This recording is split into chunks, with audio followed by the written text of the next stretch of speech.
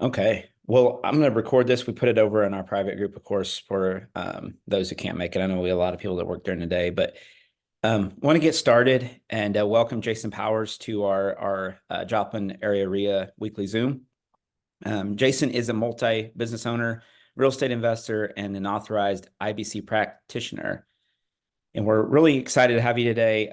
This topic comes up a lot in our conversations, whether it's during a meetup or after, and just as we network, and that's infinite banking and what it can do to help us grow our business. So, Jason, we're excited to have you on, and welcome to the Zoom. Hey, thanks for having me. I'm always excited to do these webinars and be teaching people something new. So we have what, just under an hour, right? Yes. We'll dive in and we'll feed you with a fire hose, and then we'll give you guys my information afterward, and we can follow up. So yeah, my name is Jason Powers again. I work with under National Real Estate Investor Association as well, and get to teach what we're calling the infinite banking concept around the country, and get to teach real estate investors how to utilize this. So let's dive in. I'm going to start with just a thing I heard one time, and I love this quote where he says, "People change in 4 different seasons." He says, when they hurt enough that they have to, and when they see enough that they're inspired to, or when they learn enough that they want to, or when they receive enough that they're able to. And I always thought this was just a good quote that just really got me thinking, like, it's so true. Like, what prompts us to change? And I talk a lot about, we got to change the way we think about our finances. We've got to change the way we think about our finances, and how does our money flow, and what is money doing, and where is it being parked, and is it the best decision, and so forth. Okay. A couple human behaviors I'll kind of talk about as we go throughout the hour. First one is called the arrival syndrome. I bring this up first because a lot of people struggle with new things. We say, oh, well, how come everybody's not doing this? How come I've never heard of this before? And the arrival syndrome basically just says, hey, we already know all there is to know.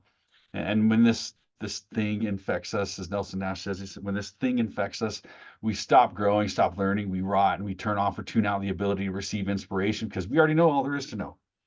So think about that, and I encourage you to just think with an open mind about what you're hearing today, if you've never heard about this, and we will get you some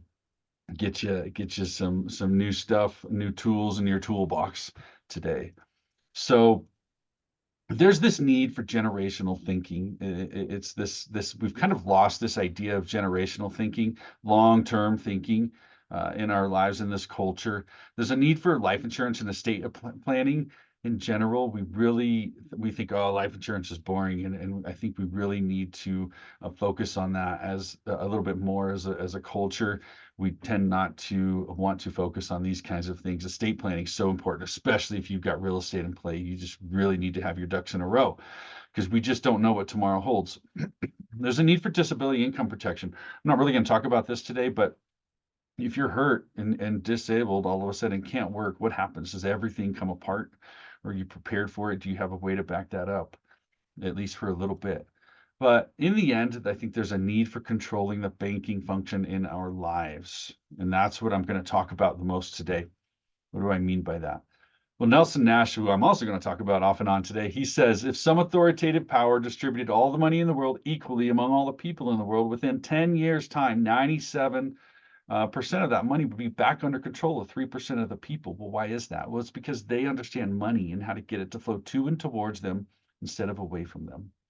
And that's what we need to do as we build our real estate businesses, as we build our own financial padding in our own financial future. We really need to understand, how do we get this money to flow to and towards us consistently?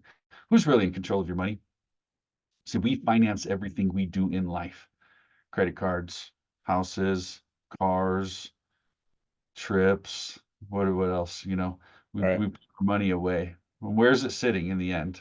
In the end, who controls that? Well, it's the banks, right? Because we finance everything. And that's just the idea behind it. Learning to control your money is the most profitable thing you can do over your lifetime. Okay. Second human behavior, Willie Sutton's law. Willie Sutton, if you've never heard of him, he was a famous bank robber. He kept getting caught though.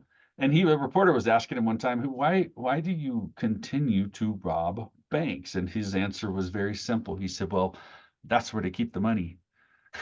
And so he was just like, well, that's where they keep the money. And so really this Willie Sutton's law says wherever wealth is accumulated, someone will try to steal it. And I don't want to get political today, but who's the biggest thief in the world right now in our country? Where is money constantly getting taken from us? Right. In taxes and taxes and taxes, right? We have to change the way we think about our finances. Okay, if you've got chat available, go ahead and pull that up. I'm going to pop a couple of questions up as we go through the hour. Feel free to drop them in there. I'm not going to wait real long. This is just kind of to get a feel for what everybody thinks. Now, first question is, would you rather pay taxes now or later? You want to pay taxes now or you want to defer taxes? So pop them in there real quick. Let's see. We want to defer tax. Defer tax. Yeah, don't be shy. I'm not going to call you out. I promise. It's not I'm not going to grab you guys. Okay, anyway. So we got a good mix. I think, later tends to be the most common answer. We want to defer taxes. So where do we put our money? Well, the first place we put them is the banks, right? Mm-hmm. Well, what are banks doing with our money? Have you ever thought about that? Okay, if you guys have never heard of this, the first time I heard about this, I could not believe it. So there's a fractional reserve banking system in play with banks, and what is it? It's basically the Fed made a rule that said, hey, pre 1992, they said, hey, banks have to keep 12% on reserve. In 1992, they actually dropped that to 10%, and then in what was it, 2020, they dropped that reserve to 0%. But let's use the 10%. So how do we hear it? We hear, oh, great, that's great. Banks have to keep 10% on reserve. The question never gets asked, what do they do with the rest of it for most people? Well, that means they can loan it out. They can do whatever they want with it, as long as they keep 10% on reserve. Right now, it's 0 since COVID, and they still have not raised it back up. And that's fascinating to me. So that means right now, they actually don't have to keep anything in reserve. Okay, so let me explain this. Let's use the 10% example. Let's say $3,000 gets deposited into the banking system. Okay, so what happens is the bank then keeps 10%, 300 bucks, and then they loan out the difference to say 3 more people. So they loan out $2,700. So that $2,700 goes right back into the banking system. And what does that bank do? Well, they keep 10% on reserve, and then they loan out 90% of it. And then that 2430, that 90% gets deposited into the banking system. And then that bank keeps 10% and they loan out 90%. So you see what's happening here? So just 3 times over, what's happened? $8,260 has been deposited, but there's only $813 sitting in the bank in actual money. So there's all of this phantom money out there. And what do you think happens? What do you think happens? Well, if the banks run out of money, you guys ever heard of a bank run? Mm-hmm. You've seen that before? We've seen it. We saw it as recent as January of last year. Yes. Silicon Valley Bank and those other banks start collapsing. What were people doing? People were freaking out and going to the banks trying to cash out their money. Banks were literally locking their doors saying, we don't actually have your money. We don't have any for you. Right? So bank run. All right. I'm not going to play this. If you guys have never seen Mary Poppins, you check it out. There's a great scene of bank run in there. And we say, well, isn't my money insured? Say sure it is to a point. FDIC coverage. This report, I'm trying to find a more recent one. This report was only a few years ago.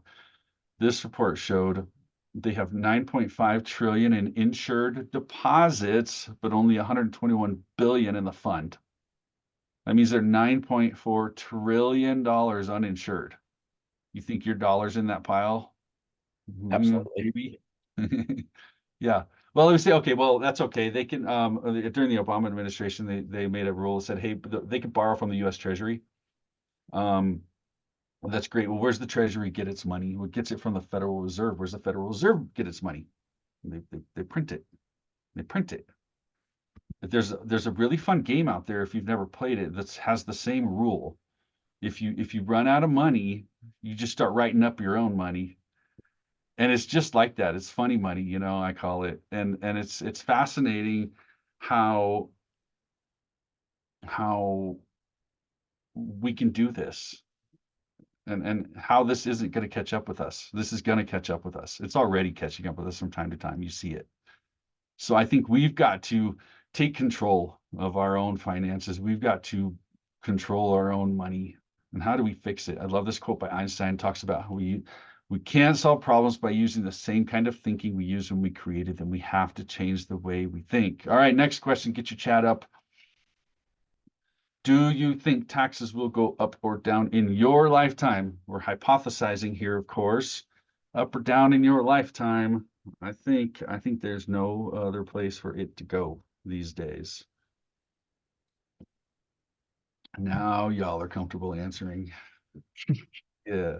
So I would personally agree. We obviously do not know, but I don't think there's much place else for it to go but up. Okay, where else do we put our money? Okay, besides banks? Well, investment products, qualified accounts. Okay, we put it there, and we're hypothesizing our money's going to do okay. What do tax deferred qualified plans do? Think about it. What did tax deferred qualified plans do? Well, they defer the tax, of course, and they postpone the tax calculation, which we don't really think about mostly. We get taught, hey, put it in a tax deferment pile, and then we'll sort it out later. But let me ask you a question. Those two questions I just asked you, do you think taxes are going up or down? Most think up. The average bear wants to defer taxes. If you think taxes are going up, why do you want to put so much money into a vehicle that's going to tax you later at an unknown future tax rate? And then keep your fingers crossed. And that's just talking about the taxes. We're not even talking about market risk. Okay. Now, maybe there's a place for it. Okay. I'm not saying nobody should do it. There might be a place for it, but just food for thought. We are taught to do this from the get-go. Our first job that has a retirement plan, hey, this is what you need to do. Put your money in. And we don't know our options. We don't know that there's other options. And so anyway, just food for thought. If you think taxes are going up, if you truly believe that, and I think we're in a position where that's definite, right? Why do we want to put so much of our hard-earned money into a vehicle that's going to tax us later at an unknown future tax rate? Think about it this way. If someone handed you a $10,000 check and you say, that's great, thank you. And they say, well, we're going to actually need you to pay this back someday. We'll say, great. Is there an interest rate? Well, yeah, there's going to be an interest rate. We'll say, how much is it? Well, we don't actually need the money back right now, and we don't know what the interest rate's going to be. But when we're ready to get that money back, we'll let you know, and we'll tell you what the interest rate is going to be. Would you cash that check? Well, absolutely no way. No way. And that's what we do every day with these tax deferred qualified plans. We do it every day. All right. Change the way you think. Here's a math problem for you. You don't have to, yeah, I'm going to answer it for you, but this is a good example of doing the math. Okay. If you have $30,000, would you make more money loaning it out, amortized loan, 6%, 5 years, or 4% in a CD for 5 years? 6%, 5 years, 4%, 5 years. Okay. Initial, first time through, I set you up anyway, so it's not fair. 6% makes $34,799 in the end. 4% makes $36,629 in the end. Why is that? Because it's how that money is growing. And we always got to do the math. And you guys are in real estate. I do real estate investing myself. We always have to do the math, right? Make sure the deal makes sense. But through this lens, we have to know how that money is growing. When we're looking at growth, well, 6% is because it's amortized, right? Your interest is being paid on a lesser amount every time, every year. A CD is compounding, even though it's less percentage.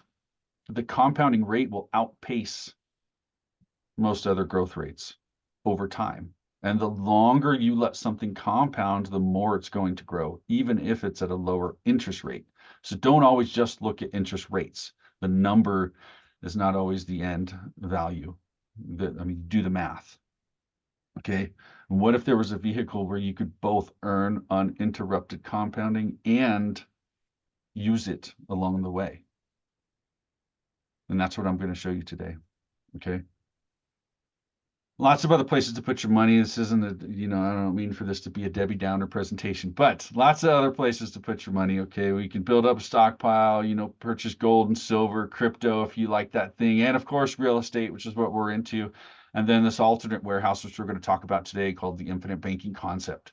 We have to change the way we think about our money. One more human behavior, Parkinson's law. I love this one. It's got three parts to it. Work expands to meet the time envelope allowed. Okay, so think about a contractor. Say you've got a duplex and you've got to remodel both bathrooms. The first month, you tell this contractor, hey, we've got to remodel this bathroom. You have a week to get it done. So he gets it done in a week. And then you turn around to the other one and you say, okay, remodel this one. We actually don't have to have it done for a month, but I already know you can do it in a week. How much time do you think he's going to take to do it? If you gave him a month, it's going to take a month. That's just the way it goes. We all do it in our daily lives. How much time do you give us? If you've got teenagers, especially, you see it every day, right? We're going to wait till the night before to do that homework or study for that test, right? Work expands to meet the time envelope allowed. The second part is a luxury once enjoyed becomes a necessity. What do I mean by that? Well, I had a great conversation, come up with a gal several weeks ago, and we're in Colorado, so we're still getting some snow. But this big snowstorm came in, and she grabbed her remote start for her car, started the car to warm it up. And she made the comment, she's like, man, I'm so glad I have this. I will never buy a car without one again. And that occurred to me, I was like, that's totally it. A luxury once enjoyed becomes a necessity. And how often do we do that in our lives? Third part is expenses rise to equal income. So as our income increases, we tend to raise our expenses, our standard of living. Okay, so this is Parkinson's law. This is something we have to almost overcome daily because it can catch up with us. We have to kind of find a way to get ahead. If we continue to let Parkinson's law control us, we will never really get ahead. Okay, and we're destined to become a slave, as Nash puts it. But good news is, if you can whip Parkinson's law, you'll win, you'll get ahead. But it's a daily struggle. Okay, three types of people. There's the debtor. Think about financing a car. Financing a car. So if you want to finance a car, let me get my laser pointer here. We want to finance a car. We go into debt. We pay it off over time, get back to zero. We finance another car, pay it off over time, get back to zero, so on and so forth throughout our life. The saver does the opposite, says, hey, I don't want to go into debt over this. I'm going to save up until I have enough. Then I'm going to buy that car. And then we go back to zero and we save up for the next car, go back to zero. We do this throughout our life. What I want to teach you is sort of become what I call a wealth creator, where you can create this financial velocity that can literally last for generations. All right. Enter the infinite banking concept. Read this book. I will give you a link at the end. You can buy it. You can find it online. Becoming Your Own Banker. It's a 92-page book. It's not a heavy-duty book to read, okay? But this is where the principles behind the infinite banking concept are spelled out for you. Nelson Nash came up with this. He didn't come up with the vehicle, which I'll show you, but he came up with the idea behind it and why it's important, okay? So IBC, it's not some financial hack. It is about taking control of the banking function in your life. It is the best place to warehouse your wealth. It has guarantees, which I'll talk about. Safety, ready access to your money instead of being locked up, and you can control the banking function in your life. Okay, so what is it? The vehicle through which we show people how to do this is properly structured, dividend-paying whole life insurance from a mutual carrier. Now, before some of you sign off, hear me out. Let me spell this out. This is back to where if you have misconceptions of whole life insurance, this will clear it up. There's a lot of misrepresentation of it out there from certain financial gurus, whom I will not name. Properly structured there is a particular way to restructure a whole life policy to maximize cash value growth and access along the way. It's not something where you have to wait until later to build up cash value. It is whole life insurance. For the purposes of today's conversation, I am talking about whole life insurance. I'm not talking about term. I'm not talking about universal life, index universal life, so on and so forth. Today, we're talking about whole life insurance. Dividend paying from a mutual carrier. The reason I'm wordy about it It's because I'm particular about it. Okay. We use mutual carriers. There's two types of insurance companies. There's stock-owned companies. Its interests are for the stockholders. And then there's mutual carriers. As a policyholder, you're effectively one of the owners of the company, thus entitled to the profits, which come in the form of dividends. So that's why I say dividends paying from a mutual carrier. So the combination of these things is what makes it work. Okay. Whole life, it's nothing new. It's been around since 1700s. It started out actually as a corporation for relief of poor and distressed widows and children of Presbyterian ministers. That's actually a shortened version. Um, Ministers were supported by the church and their families. And if they would pass away, their families were no longer supported and left destitute. And so this idea got started to how do we continue helping the families beyond this person's death? Who uses cash value whole life insurance? Huh. Well, this is a head scratcher for me. Banks, they carry billions. They own billions of dollars in cash value whole life insurance. Some of these banks on the screen own more in cash value whole life insurance on their key employees than they do in real estate. Think about it. It's a huge number, huge number. Okay, who else knows about it? Well, these companies understood it, understand it. Owners of these companies have been using it. Fun stories as you start digging around. So like Walt Disney, he couldn't get enough of a loan to finish building a theme park based on a mouse out in California. And so he actually used cash value from one of his policies to help finish funding it. Ray Kroc, when he bought out the McDonald brothers, actually used two different policies of his to pay some key employees and start a marketing campaign on his newest, latest, and greatest mascot, Mr. Ronald McDonald. So maybe Ronald wouldn't be here if he didn't have a whole life insurance policy, you know? How would that change things? Who else knows about it? Well, certain dignitaries knew about it, know about it. Interesting article came out on President Biden when he had to disclose his finances, talked about how he owns 0 investment products and 6 whole life policies. And that was a surprising thing to me. I'm like, well, this guy, he's not broke. Okay. And why did he own 0 investment products and 6 whole life policies? We don't know. We can hypothesize. All right. There's this wealth of uncommon knowledge, which I've alluded to. We're taught how to where to put our money initially. But there's this whole world of uncommon knowledge, and that's some of the stuff we're teaching you today. What's this uncommon knowledge out there? Okay, some aspects of utilizing whole life insurance for infinite banking. Okay, it's about changing the flow of your money, and I'll kind of give you an example of that, but one of the greatest benefits is the fact that your cash value inside your policy will continue to grow uninterrupted throughout your entire life, even while you're using it. So what do I mean by that? Let's start simple. Take a savings account. Say you've got a high yield savings account and you've got $50,000 saved up in there and it's growing at 5%. And you take $30,000 out to help you in some real estate. What's left in there is 20,000 growing at 5%, not the whole 50 you had in there. Inside of your policies, it is growing throughout your entire life. It is compounding throughout your entire life, even while you're using it. So if you have 50,000 in cash value built up in your policy and you borrow 50,000 out and keep it out for a year, 10 years, it continues to grow inside of the policy as if the 50,000 never left. And there's just not another vehicle out there like that.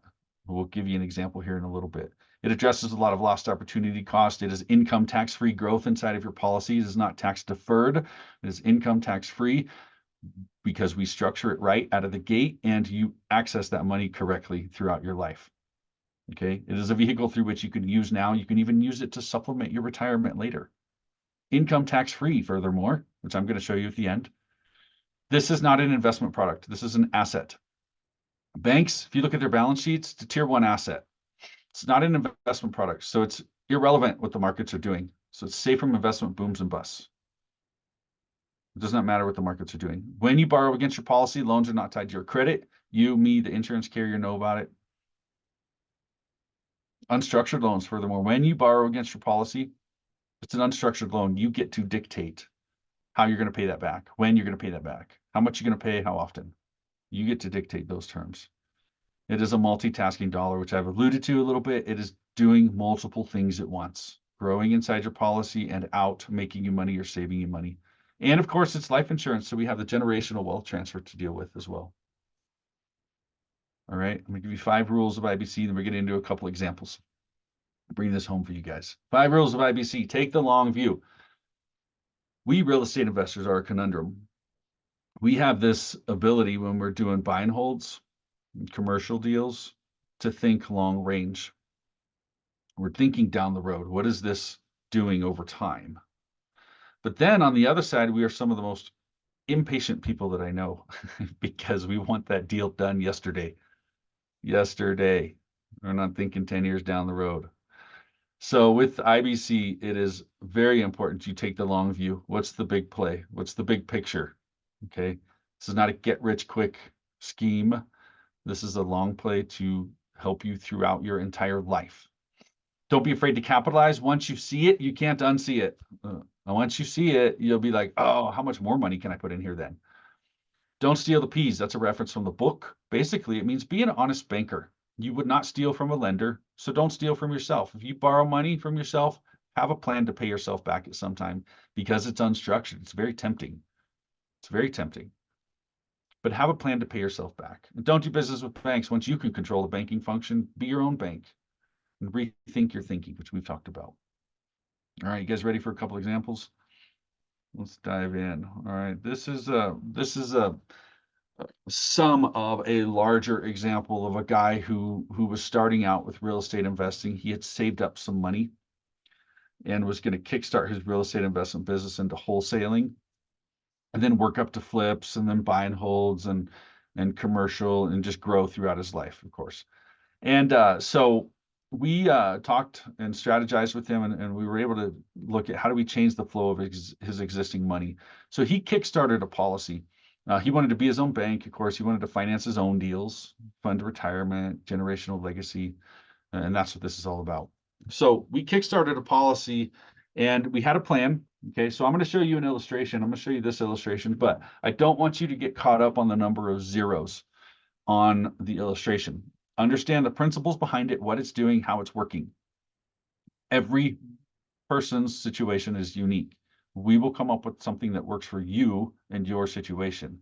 I have clients putting a couple hundred, I have $100 a month guy, $200 a month. I have on the other end, $300,000 a year guy putting money in, and everything in between. So we'll find what works for you and your situation. All right. So in his case, the plan was he was going to be pushing 25K a year through his policy for a while. This isn't loss of access. Like we think classic whole life insurance, we're like, oh, you're going to put 25K in here and we can't even touch it. Zero cash value. I'm going to show you a graph version of this, but I want to show you 25K in for several years, but this cash value column is growing along the way. Okay, there's a cash value column. So I'm going to show you graph form. It's a little bit easier to read. So here's what's happening. Okay, the yellow, if you can see this, you guys see this all right? The yellow is his cumulative outlay in premiums that he's paying throughout his life. The purple right below it is the cumulative available cash value he can borrow against that year. Okay, so year one, for example, he put 25 in, he's got 18 and change accessible. So he could put, if he had, you can do this monthly too, but we're annualizing it. But if he put 25K in day one, day two, he could turn around and borrow 18 and change right back out. You understand? So he's not out 25 grand. Year two, he put an additional 25 in. So that's why it says 50. And he's got a cumulative 43 and change available. And so on and so forth. Now, what a lot of people do here is they say, oh, well, wait a minute. I'm going to draw here. They say, well, wait a minute. Like year three, oh, I've got 75 in, but only 68 available. That's not a good return on my money. And I'll say, now hold on a second. One, it's not an investment product. Okay, two, look at the math. The growth of the cash value from year 2 to 3 is already growing more than 25. So his greatest loss of access was that first year. And then that loss of access shrunk the second year. And then by the third year, it's growing more than he's paying in. So what I show people is, hey, on average, the way we structure these, somewhere between years 2 and 4, your cash value is growing more than your premiums being paid in. And then fast forward a little bit, on average, somewhere between years 6 to 10, depending on how we structure it, your cumulative cash value will exceed your cumulative outlay, meaning it's made up for those first couple of years loss of access. Okay, so let me restate that. Somewhere between years 2 and 4, cash value is growing more than you're paying in. Okay, and then somewhere between year 6 to 10, in his case, it's year 7. You see, he's got 175 in collectively paid, and he's got now 177 and change accessible. So he's got more in there than he put in. Now, fast forward throughout his life, like by the time he's 65, he's paid 560 in premiums. He's got 1.4 million in cash value. That $845,000 difference is not taxable because he will always access it as loans, and the IRS does not tax on loans. All right. So how do we use this? So that let me recap this. He can begin using this 18 and change day 1. In his case, he's going to start using it for wholesaling. By the second year, he can do more wholesale deals if he wants. He can even get into some small construction stuff, pay for the construction side of his fix and flips. And that's what I'm going to show you next. He's got 68 built up by the third year and change. All right. So let's do that. Let me show you this. This is the same illustration. So you can see by year 3, he's got 68 accessible. And he's been using it along the way. He'll borrow it and pay it back. But now he's in a position he can begin taking over like the construction costs, the construction side of a fix and flip throughout the years. And then he'll build up, and eventually he can replace the full funding. He won't have to borrow from a private money lender, a hard money lender eventually. He'll be able to completely borrow from himself. So how does that play out? Let me show you this deal analyzer I used to use when I was doing flips. So this is just a scenario here. The deal was a $250,000 purchase, $35,000 rehab with a 350 ARV, a 3-month hold, and typical holding costs over here. All right, so that's the deal for this flip. So let me run cross comparisons between using hard money, private money, using cash, using your own policy, and what difference does it make? All right, so the scenario I just gave you, 3-month hold, using traditional financing, we would with hard money, private money, 12 and 4, say on the purchase, 10 and 2 on private money for the difference. He's going to net down here about 19.8 in profit. All right. So, okay, modest little fix and flip. Fine. So that's his profit. Well, then what happens if, hey, instead of the 10 and 2 in this 55K, what happens if he borrows from his policy instead? And so we still did the hard money, but now he borrows from his policy. Well, his profit down here jumped from 19.8 to 21.5, mostly because of the interest savings. But his policy also was growing that particular year. So his policy grew an additional 3,600. So he got the combination of the two. And this is not taxable, this 3,600, because he will always, it's in the policy, he will access it as loans as needed. Well, a lot of people will go, hey, cash is king. I can pay cash and make way more than that. So originally it was 19.8, but if I paid cash, I'd make about 39.7 down here. Well, that's true. You make a lot more. And this is your taxable burden right here, 39.7. You have to factor in things like lost opportunity costs. You are taxed on this. This is your taxable burden. Okay, but what if we had that money inside of our policy and we borrowed against the policy to do this same deal? Well, instead of 39.7, we actually dropped, our profit dropped a little bit to just under 36. But that same policy year grew 3,600 in cash value. So we actually net about the same, at 39 and change. However, this was our taxable burden, not this one. So we have reduced our taxable burden a little bit just by pushing money through our policy in this case. Okay, we went really fast through that, and you know, we can connect one-on-one offline and recap some of this, but just want to show you just by changing the flow of the money how much we can pivot. And this is just one small deal. So if you remember on that illustration, a couple years into it, he had built up $200,000 in cash value here. So at this point, let me ask you a question. If you had $200,000 and you could buy some properties with it, would you pay cash for one or put a down payment on four? Okay, you can hold up number of fingers, you can drop it in the chat. Cash for one or down payment on four? We like real estate. We like real estate. We like leverage. So please say four. It's a better deal for real estate if you can do it. Now, so he's going to take the 200 out. He's going to put a down payment on four properties. Okay. And then each property via rents is going to pay its mortgage and that down payment back over time. So he's done the math. Math makes sense. So he took 50,000 per property from his policy, and then he financed the rest. Okay. The financing numbers change daily, and I can't keep updating these illustrations fast enough. So 6%.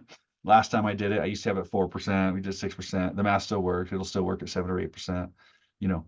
So anyway, via rents, it's going to pay back its mortgage per usual, but it's also going to pay that 50,000 back over a 10-year period. All right. And that's just the way we decided to do it. Okay. It's unstructured, so he can make that whatever he wants. Traditional, you know, rent, M&R, insurance, et cetera, et cetera. Over that 10-year period, the cash value in his policy grew a net $148,000. So what do I mean? So here's two things to think about. Where this arrow is, he started with 207 in here. He pulled 200 out. It grew uninterrupted. So even though he pulled almost the entire principal out over a 10-year period, let's say he didn't pay a penny back until year 10. He will have 386 in here the day before he pays it back. Once he pays it back, he'll have 586 in here. So it grew $386,000 over that 10-year period, not factoring in the 200 he has out. And so it grew uninterrupted. Now net, because I wanted to factor in, we are paying premiums over here. So it grew a net $148,000 over that 10-year period. So what has that done for us in our deal? In this example, we had the 4 homes and the rental income plus an additional $148,000 in cash value now accessible, and of course your home equity growth. So we haven't changed your real estate investment strategies. We've simply turbocharged those strategies simply by changing the flow of the money. Where's the money coming from initially? And you could do it. You could pay cash. You could still make your $1,900 a month and your home equity growth, but you don't get this cash value growth. No, I could use extra 148,000 to go buy 3 more properties, put 50,000 on 3 more properties. You know, and I have a wonderful example of a client doing just that. Every time he builds up 50,000, and it happens to work with this 50,000, he's going to pull it out and buy another property. And he's doing it now, and as he goes, he'll be able to do it every single year. And he'll only be paying he'll put like 30,000 in premiums, and he'll pull 50 out because the growth is far more than his premiums are. All right. So he's going to do this throughout his life.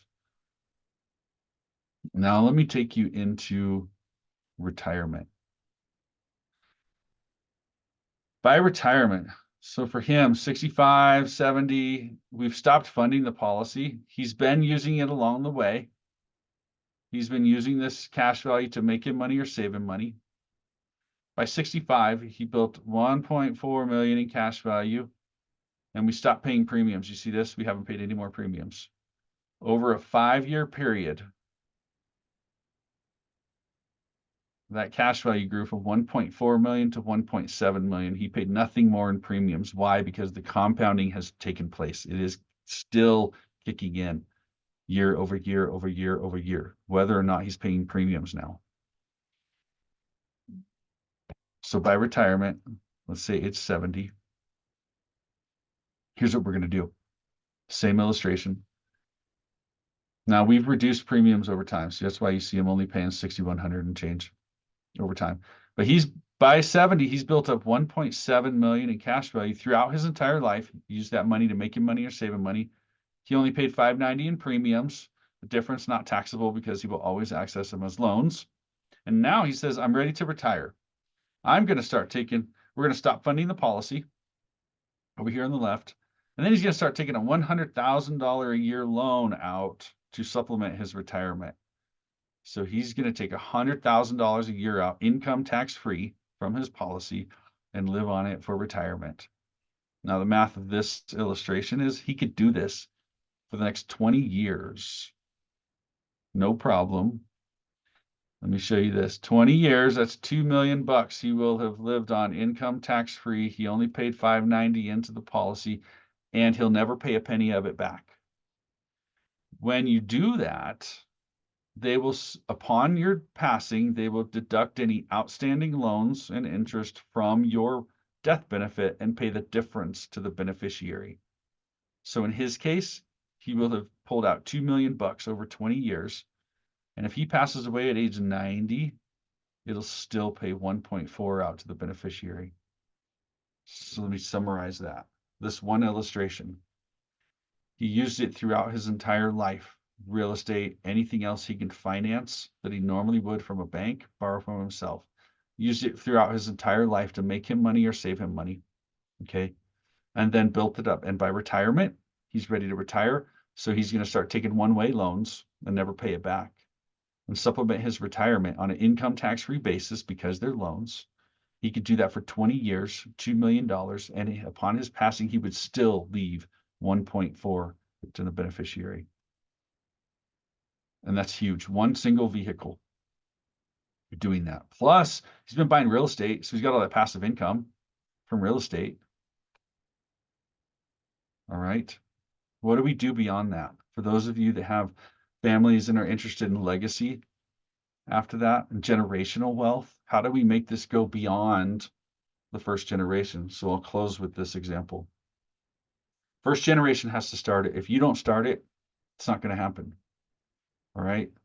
So let's say you start your own policies. You're going to build them up throughout your entire life. You're going to make the beneficiary a family trust. You're going to insure your kids. So upon your passing, that cash value, the death benefit is going to dump into the family trust, which becomes, quote, the family bank. And you have it written. I've got one set up myself. You have it written so that the family can then be in accessing that money like they would a bank. Insure the kids, the beneficiary of their policies, also the trust. This next generation can utilize the family bank throughout their life, insure the next generation. And every generation that passes, the death benefit of those particular policies will continue funding the family trust, which makes that pool of money larger and larger. The family trust buys the policies on these lives over time. And as the policy owner, the family trust, it also can access the cash value of the policies it owns. So its pool of money gets larger and larger and larger and larger with each generation. Okay. It's just a fascinating way. Now, Rockefellers, you've heard of the Rockefellers. They're doing something very similar, this waterfall trickle down effect. That's why they're six, 7 generations in and still going strong. Because they can keep this money in-house. They're controlling that banking function in their life. Okay. I hear people say all the time, that's great. I'm going to do this one day. I hear it every day. One day I'm going to do this. And that's why I put this in here finally, one day or day one, which is it going to be? You need to get around to it. A lot of people say, hey, I should have started this. This is great. I should have started this 20 years ago. I wish I would have heard about this 10 years ago, 20 years ago, 30 years ago. I said it too. Well, when's the second best time to plant a tree? Second best time to plant a tree is today, and start now. All right, let's pause. Questions? Feel free to drop them in the chat. I guess, Chris, they can unmute themselves as well. Yes. Yep. Absolutely.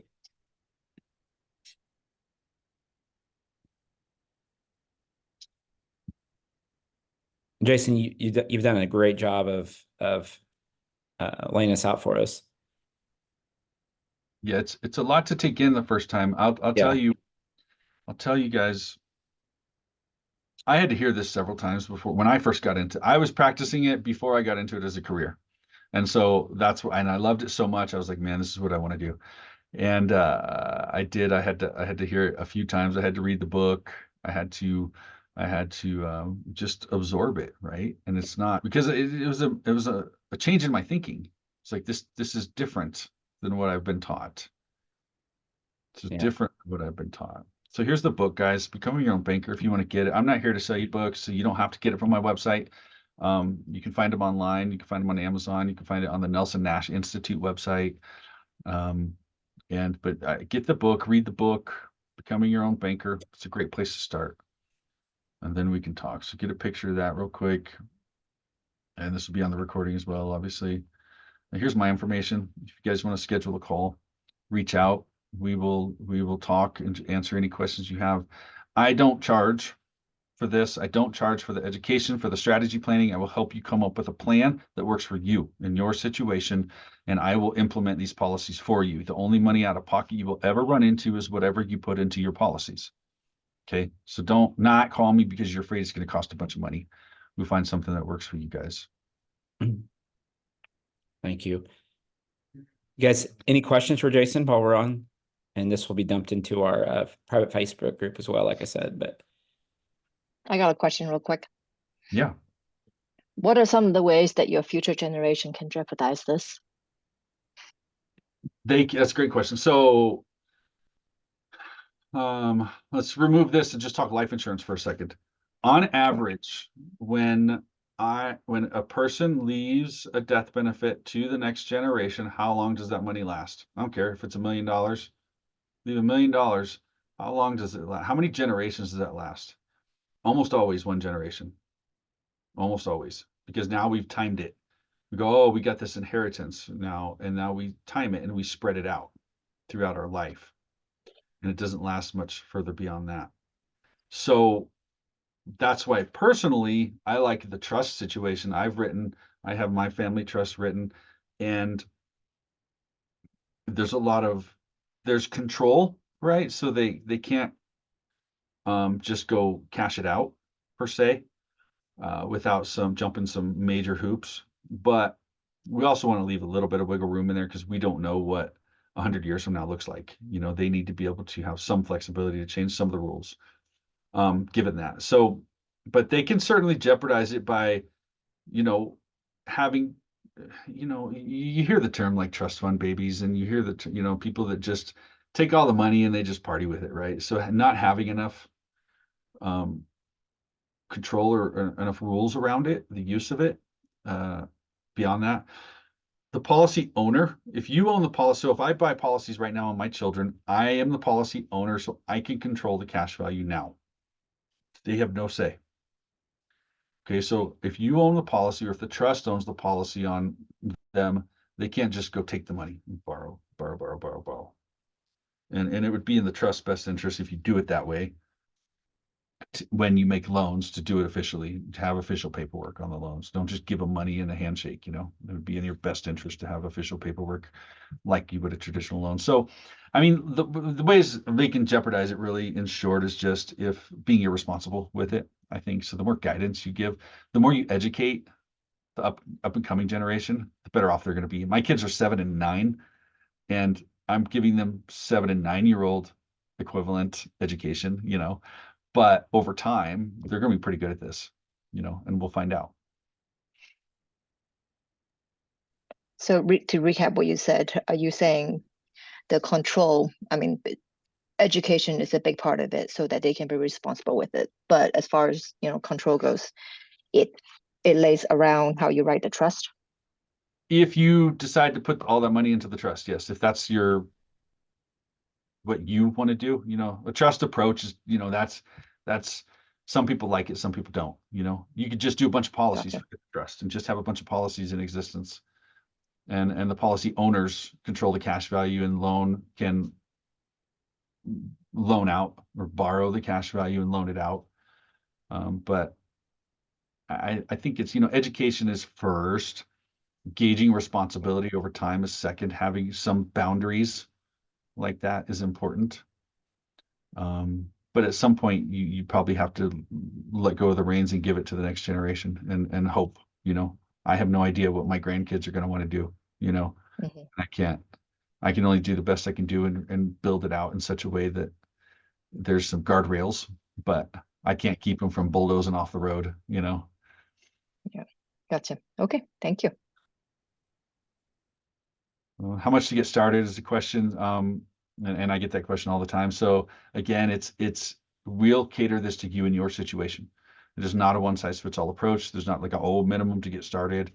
And don't think about it as, well, I can't do this because I don't have such and such extra money. It's not always about how much extra money you have.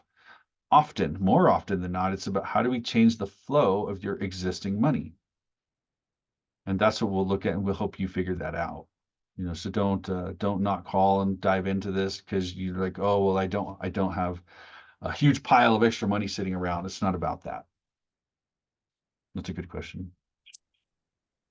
Can you set up a policy so that you've got a growth factor where, currently you may not have much liquidity, you may not have much to start with, but it doesn't necessarily cap out, so that say in 5 years you're contributing 10x or whatever? Yeah, so there's strategies behind that. When we issue a policy, we have ceilings because there are IRS rules that say you can only put so much in and get so much cash value access based on how much death benefit you've purchased, and we can show you that. But we can't. Rarely is there a situation where, let's say I'm doing $10,000 a year the first 10 years, and then I want to dump 100,000 in year 11. You can't do that.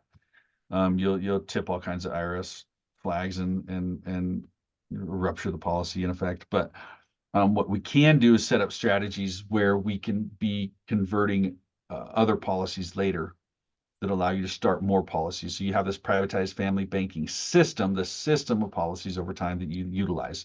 I've got multiple policies that I've started over time. As my income increases, as my situation improves, so on and so forth, I'll start other policies. Or I'll buy policies on my kids. And I've got policies on me, I've got policies on my kids. And when you cap one out, that's when you know it's time to start another one.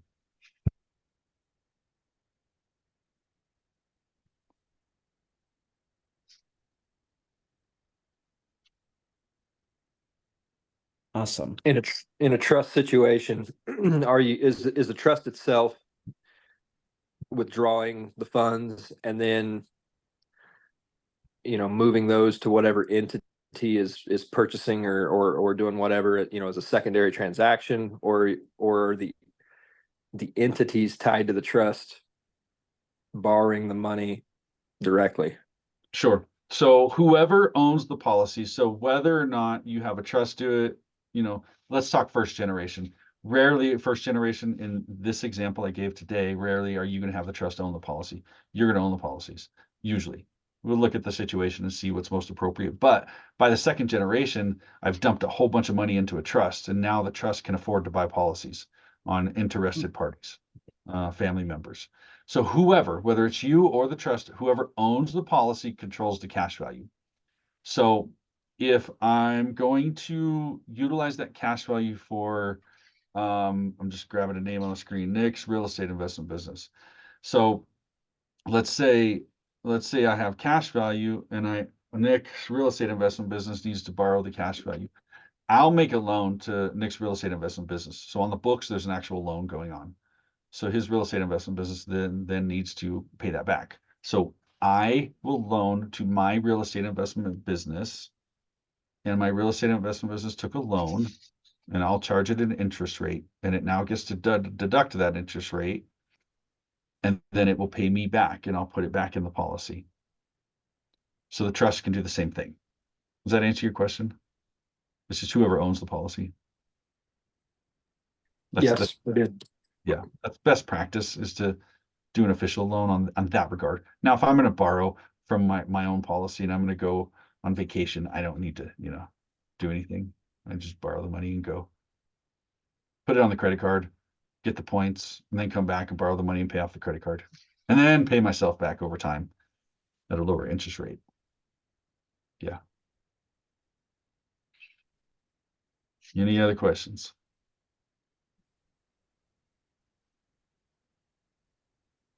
All right, guys. All right.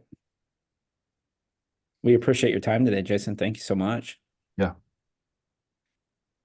And we'll be talking for sure. Enjoyed it. Yeah, guys, reach out anytime and let's just get a meeting and chat and see what we can do for you. All right. You guys, thanks for attending and have a great Wednesday.